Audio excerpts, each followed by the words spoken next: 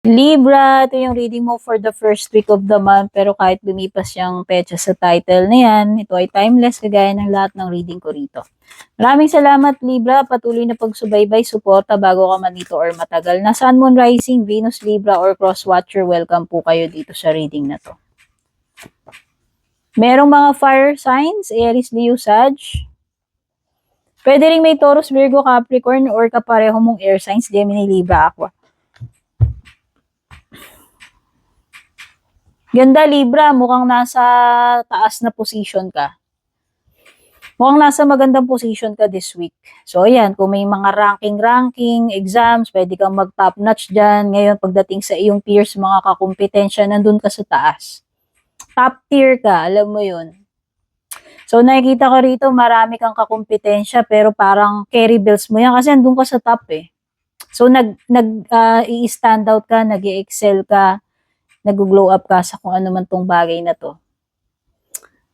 Sa larangan man ito ng love life or career, no? Ikaw yung nangunguna.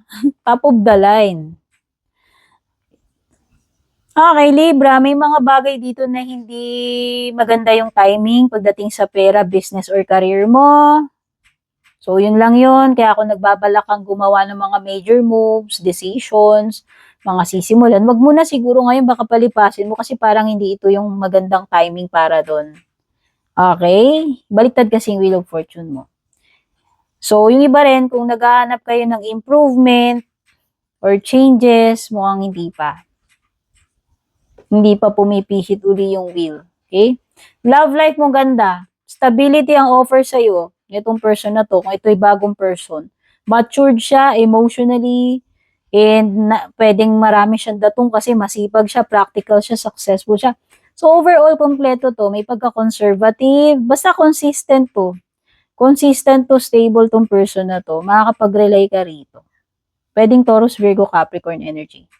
Kung may karelasyon ka naman, ibig lang sabihin nito, kung may asawa ka na karelasyon ka, ibig sabihin going strong pa rin yung relationship ninyo.